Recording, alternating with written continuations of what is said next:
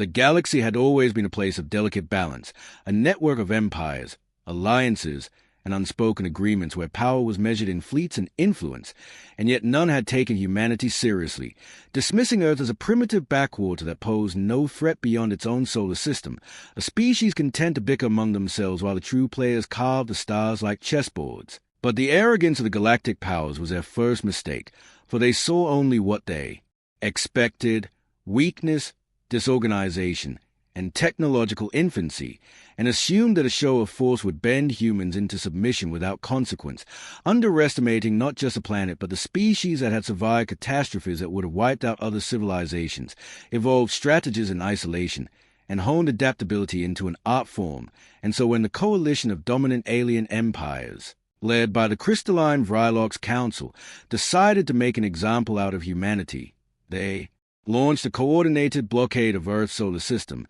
deploying warships that dwarfed anything the human fleets could muster, while surveillance drones streamed propaganda about humanity's imminent defeat across the occupied sectors, confident in their inevitable victory. Meanwhile, on Earth, the signals of approaching fleets were received by a world that had long ago learned to read the subtle patterns of cosmic disturbances and orbital anomalies. And though the human leadership outwardly maintained calm, a flurry of activity took place in underground research hubs, orbital shipyards, and military command centers, where scientists and engineers worked alongside generals and pilots to prepare for an encounter that would define the species' place in the galaxy. And in these halls, a plan began to take shape, one that relied not on matching alien firepower directly, but on exploiting the coalition's hubris, their assumptions about human predictability, and the hidden capabilities they had spent centuries developing in secret, technologies that could manipulate gravitational fields, alter electromagnetic signatures, and create tactical illusions in the void of space, all designed to allow a smaller force to inflict maximum damage with minimal risk. And while the aliens celebrated the impending conquest, humans quietly tested these systems, synchronized their communications to counter alien jamming, and ran simulations predicting the coalition's likely responses, discovering gaps in coordination, overconfidence in their command structures, and weaknesses in ship shielding that could be exploited if the strike was timed perfectly. And it was during these moments that the first wave of reconnaissance reports reached the Vrylox Council, showing a planet seemingly unprepared for war, yet the humans had already adapted to observing them, reading the subtle shifts in fleet formations and energy emissions. And the stage was being set for the disaster that would shake the galaxy, a disaster born not of brute force alone, but of patience, intelligence, and a species' instinct to survive against impossible odds, a species that has spent centuries waiting for the day it will be tested by those who thought themselves untouchable. And the countdown to that moment had begun with the first human ships leaving the orbital yards, gliding silently into the shadow of the alien armada, carrying weapons and strategies that no invader had considered. While on the surface, civilians went about their lives, unaware that the fate of their world, and the reckoning of the galaxy, was about to unfold in a manner that no one, least of all the arrogant counselors and generals, could have predicted, for humanity was about to demonstrate that provocation of the wrong species would bring consequences beyond imagination. As the human ship slipped past the outer detection rings of the coalition fleet, the aliens remained confident, their sensors reading only small, scattered vessels that appeared incapable of mounting any meaningful offense, and their analysts dismissed subtle fluctuations in electromagnetic patterns as background noise, failing to recognize that these were deliberate signals masking the real movements of the human squadrons, which had been meticulously trained to operate in synchronization with orbital defense grids and automated planetary systems. And on Earth, the coordination was near flawless, commanders in subterranean bunkers communicating with pilots through encrypted channels while engineers monitored energy reserves and weapons calibration, ensuring that every strike could be executed with maximum efficiency. And the humans had not only prepared technologically but psychologically, fostering a culture of adaptability, quick decision-making, and the ability to remain calm under pressure, traits honed through centuries of surviving natural disasters, internal conflicts, and political upheavals that had forced them to innovate or perish. And as the coalition's advanced vessels moved closer to Earth's orbit, the first illusions of human strength unfolded, with holographic decoys and stealth drones appearing to create multiple false targets, drawing fire from the massive alien capital ships and causing a chain reaction of confusion among their formations, which, relied heavily on precise coordination and rigid hierarchies that could not tolerate improvisation, and while the Vrylock's admirals barked orders, attempting to regroup their fleets and retake control of the situation, hidden human strike craft exploited gaps in their shields, delivering pinpoint attacks on critical systems, disabling engines and communications while leaving the bulk of the ship seemingly intact. A psychological blow that left alien crews baffled and fearful, and from the surface, humanity's countermeasures included launching orbital railguns and kinetic projectiles, synchronized with artificial intelligence targeting systems that anticipated enemy maneuvers, turning the initially overwhelming force into a vulnerable, fragmented target. And as chaos spread through the coalition, intelligence reports revealed that humans had anticipated not just their movements, but their likely attempts at counterattacks, having modeled alien behavior over decades of observation. And while some factions of the alien alliance began to retreat in panic, the counselors doubled down on aggression, insisting that the humans could not possibly possess such capability, failing to grasp that their arrogance had blinded them to centuries of hidden preparation, and that every strike they launched played directly into the humans' carefully orchestrated plan. A plan that would culminate in demonstrating not only the tactical brilliance of humanity, but also their willingness to act decisively when provoked, sending a clear message across the galaxy that misjudging Earth would never again be a safe gamble, and by the time the first major human counteroffensive had dismantled key command ships and disrupted coordination networks, the initial smug certainty of the coalition had crumbled entirely, replaced by fear, confusion, and the dawning realization that the species they had ridiculed for so long was far more formidable, and that the disaster they had invoked through provocation had only just begun to unfold. The shockwaves from the initial human counteroffensive rippled throughout the coalition, shattering not only their formations but also the illusion of control that had been their greatest weapon, as fleet commanders scrambled to salvage what remained of their squadrons while Earth's orbital defenses continued to methodically dismantle each advance, and the humans, far from reckless, executed maneuvers that combined precision, strategy, and unpredictability, drawing on centuries of scientific, innovation and tactical insight that the alien races had assumed did not exist, and while the Vrylock's Council convened emergency sessions in their crystalline chambers, debating whether to retreat, negotiate, or escalate further, human leaders had already calculated multiple contingencies, anticipating every possible reaction and preparing countermeasures that exploited even the smallest hesitation, and on the front lines, pilots executed daring flanking maneuvers using gravitational distortions, cloaking fields, and repurposed energy channels to bypass shields and disable weapon systems with surgical accuracy, while scientists on Earth manipulated orbital energy flows to create electromagnetic disruptions that sent entire squadrons into disarray, forcing the aliens to expend precious resources just to maintain basic cohesion. And it was in this chaos that the first real human strategic revelation became apparent. The humans were not merely defending, they were shaping the battlefield, forcing the coalition into a position where every overextension would be punished, every assumption of superiority turned into vulnerability, and the psychological impact on alien crews were profound, as they had never encountered an opponent capable of anticipating their every move, adapting instantaneously, and striking with both creativity and precision. And while some of the younger officers began to question the wisdom of the campaign, the counselors' insistence on domination blinded them to the inevitability of defeat. And within days, entire fleets were crippled, either drifting helplessly in orbit or retreating in disorganized panic, the humans exploiting every misstep, dismantling propulsion systems, communications arrays, and critical energy conduits without exposing themselves to unnecessary risk. And on the planetary surface, civilians watched with disbelief as the alien armada, once a symbol of unassailable power, became a tableau of confusion and retreat,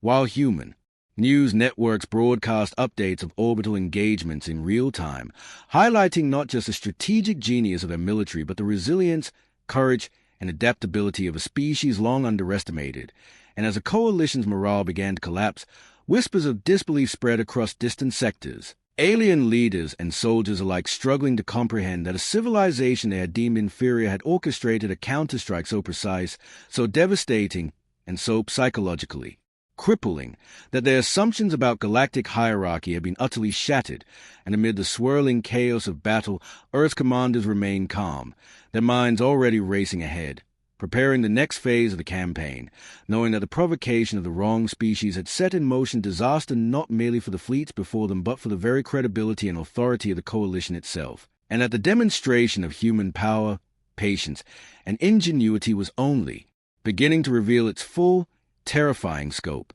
As the remnants of the coalition fleets retreated in disarray, leaving behind crippled warships and fragmented squadrons, humanity's strategic brilliance shifted from reactive defense to calculated offense, exploiting confusion with a precision that left even the most experienced alien commanders reeling, and Earth's orbital command centers orchestrated a symphony of destruction that combined electronic warfare, targeted strikes, and psychological manipulation, showing a level of coordination and foresight that suggested not only advanced technology but centuries of understanding of adversary behavior and a cultural emphasis on adaptability and ingenuity. And while the Vrylog's council scrambled to assemble reinforcements from distant sectors, they were met with delays, communication breakdowns, and logistical challenges deliberately anticipated and exploited by human strategists who had foreseen every possible contingency, while on Earth, scientists and engineers accelerated deployment of next-generation drones, kinetic interceptors, and gravity manipulation arrays, each element designed not only to neutralize enemy ships but to erode their confidence and morale. And in the midst of this unfolding chaos, field commanders coordinated with planetary defense networks to establish zones of control that channeled alien forces into traps, ambushes, and areas where their overwhelming numbers became a liability rather than an advantage. And it was during these engagements that human ingenuity shone most brightly, as smaller squadrons disabled massive capital ships by targeting critical systems with unconventional tactics, using misdirection, energy redirection, and gravitational interference to create openings that no brute force could have achieved. And the aliens, accustomed to numerical superiority and rigid hierarchy, found themselves disoriented, unable to react to tactics that violated every expectation they held about warfare. And as fleets faltered, panic spread through command chains, alien pilots questioning orders, officers contradicting one another, and the Vrylog's council's own arrogance becoming the catalyst for further disaster, while humans, trained to adapt on the fly and empowered by cultural resilience, leveraged this uncertainty to strike decisive blows, dismantling enemy formations, capturing critical intelligence, and demonstrating that their capacity for strategy extended far beyond brute force, encompassing psychological manipulation, rapid innovation, and capacity to foresee enemy reaction before it even manifested. And amid the swirling destruction, the first communication attempt from alien ambassadors to negotiate peace were intercepted, revealing desperation, disbelief, and a dawning recognition that they had gravely underestimated a species they believed incapable of coordinated resistance. And as Earth's leaders considered these messages, they weighed not only the tactical advantages of mercy and diplomacy, but the broader lesson the galaxy would learn. Provocation of the wrong species carried consequences beyond imagination, consequences that would redefine interstellar power structures, respect, and the understanding that humanity, far from being a minor player, had evolved into a civilization whose combination of intellect, resilience, and adaptability could turn arrogance into catastrophe. And by the time the first alien envoys landed to plead for truce, the full scale of human preparedness, patience, and strategic execution had already made clear that any thought of subjugation was a catastrophic miscalculation, one that would echo across the galaxy for generations and cement Earth's reputation as a species that could not only survive but dominate when provoked beyond tolerance. With the first wave of alien envoys tentatively approaching Earth under strict human supervision, the Coalition's leadership faced a crisis that went beyond military defeat, as the galaxy watched in stunned silence while humanity, far from seeking annihilation, demonstrated an unexpected combination of mercy, calculated restraint, and overwhelming strategic dominance. And Earth's diplomats coordinated with commanders to ensure that every move reinforced a message that while humans possessed the capability to obliterate entire fleets with surgical precision, their choice to exercise judgment rather than immediate destruction reflected both confidence and control. And as negotiations unfolded in orbit and on neutral platforms, it became evident that the aliens' perception of humanity had been catastrophically flawed, for they had assumed aggression and chaos was synonymous with competence, failing to recognize that humans could integrate intelligence, patience, and adaptability into warfare at a scale that reshaped the very calculus of power. and while the Vrylox Council attempted to salvage credibility, their proposals for surrender terms were systematically dissected by human strategists who anticipated every bluff, every attempt at manipulation, and countered with both firmness and reasoned logic, demonstrating not only tactical superiority but cultural sophistication. And in the midst of this high-stakes diplomacy, covert operations continued across the solar system, where elite human units infiltrated disabled alien vessels, extracted critical data on propulsion systems, communication networks, and experimental weapons, and returned to Earth's laboratories, where scientists immediately began reverse engineering the technology to bolster defenses, enhance fleet capabilities, and prepare for any potential resurgence. And these operations revealed layers of alien planning that had been entirely invisible to them, exposing assumptions, blind spots, and over-reliance on intimidation that humans had methodically exploited, turning every perceived advantage into a liability for the coalition. And as news of these victories spread across the galaxy, other civilizations took note, sending observers to witness humanity's combination of restraint, ingenuity, and sheer operational brilliance. Recognizing that the species previously dismissed as weak or inconsequential had now established itself as a benchmark for both power and ethical engagement in interstellar affairs. And yet despite the triumph, human leaders maintained vigilance, aware that the provocation that had sparked this confrontation was unlikely to be the last, preparing fleets, strengthening alliances with previously ignored alien factions, and establishing rapid response protocols for any future threats, ensuring that Earth would no longer be underestimated, miscalculated, or dismissed, and that the lesson of disaster for those who had provoked humanity would resonate for centuries, not merely as a tale of destruction but as an enduring warning. When the wrong species is challenged, the consequences are not only immediate and devastating but irrevocable, reshaping the galaxy's balance of power and securing humanity's reputation as a civilization whose patience, intelligence, and adaptability could turn arrogance into annihilation, and who now stood ready to defend not only their own world but any who would be threatened under their protection. As the coalition's surviving factions reeled from their defeats and the diplomatic overtures that humanity carefully controlled, the humans shifted their focus to securing long-term stability in the region, not through conquest but by demonstrating an unassailable capacity for both defense and projection of influence. And Earth's leaders coordinated a network of orbital and deep space monitoring systems that allowed them to anticipate potential threats, respond with precision, and maintain control over strategic choke points, while simultaneously establishing humanitarian corridors for alien civilians caught in the conflict, sending a clear message that humanity's strength was coupled with foresight, discipline, and moral clarity. And in the outer sectors, fleets of reconnaissance and strike craft continued to neutralize rogue elements that had refused to accept the new balance, employing tactics that combined stealth, electronic warfare, and gravitational manipulation, often disabling enemy ships without firing a single destructive shot, further confounding the coalition and cementing perception that humans had turned the laws of physics into instruments of strategy. And back on Earth, scientists leveraged capture technology to enhance propulsion systems, shields, and communications networks, while engineers devised automated defense platforms capable of rapid redeployment, all integrated into a command matrix that allowed humans to coordinate thousands of operations simultaneously. And the Vrylox Council, observing these developments through desperate intelligence sweeps, could do nothing but watch as the humans turn every disadvantage into an opportunity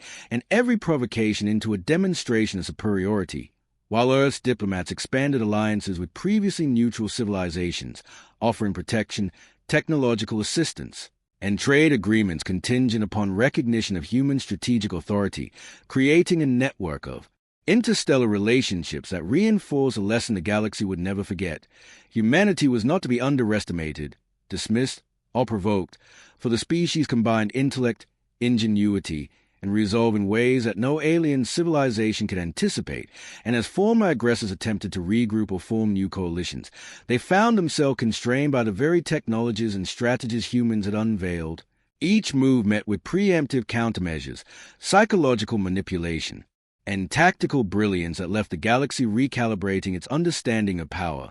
And in private councils, alien leaders whispered of the catastrophic error they had made in provoking Earth, acknowledging that the disaster they had invited was not solely the result of human weaponry, but of a species whose patience, adaptability, and capacity for coordinated action had been entirely misjudged, and as the final remnants of the coalition fleets either surrendered or retreated into isolation, Earth emerged not as a conqueror, but as the undeniable fulcrum of regional stability, a civilization whose combination of strategic brilliance, moral clarity, and raw ingenuity had forever altered the balance of power. And as humanity looked toward the stars with cautious optimism, the lesson was etched indelibly across the galaxy. Provocation of the wrong species yields consequences beyond comprehension. And Earth had proven itself a force that could not only survive but decisively shape the fate of the cosmos. With the remnants of the coalition scattered and the galaxy finally grasping the consequences of their misjudgment, humanity stood as both victor and sentinel, demonstrating that strength was measured not merely in firepower but in intelligence, adaptability, and the capacity to act decisively while maintaining control over outcomes. And Earth's leaders, fleet commanders, and scientists worked in seamless coordination to solidify a new order of interstellar diplomacy, establishing protective treaties, rapid response alliances, and knowledge-sharing agreements that ensured no species would again underestimate human capability, while across the sectors, alien civilizations, both former aggressors and previously neutral observers, reassessed every assumption about Earth, recognizing that a species once dismissed as primitive had orchestrated an unparalleled campaign of strategy, technology, and psychological mastery, neutralizing superior forces, capturing critical assets, and demonstrating the patience and ingenuity required to turn provocation into total advantage. And the human diplomat's careful management of negotiations reinforced a lesson that power need not be wielded recklessly, for the restraint and foresight displayed in every decision amplified the fear and respect of observers throughout the galaxy. While on the home front, civilians and military personnel alike celebrated not only survival but the revelation of humanity's full potential, a potential that had been deliberately cultivated over generations, hidden until the moment the species was challenged, and now fully realized, signaling that Earth was no longer a backwater, no longer a minor player, but a civilization whose ingenuity, courage, and resolve set the standard for interstellar capability. And as humanity looked outward to the stars, planning exploration, alliances, and future defenses, the Vrylock's Council and all who had opposed them understood that their arrogance, their assumptions, and their dismissals had led to a disaster they could never undo, and the galaxy had learned a simple, immutable truth. To provoke humanity was to invite consequences beyond imagination, and those who once sought to dominate or mock will forever remember that Earth's patience, strategy, and hidden strength were forces that reshaped the cosmos, leaving humanity not only as survivors but as an unshakable pillar of power, wisdom, and unassailable ingenuity, a species that had proven once and for all that underestimation was fatal, and that the disaster unleashed by provocation would echo across the stars for generations, ensuring that Earth's place in the galaxy was secure, respected, and remembered as a planet where arrogance met its match and strategy triumphed over hubris.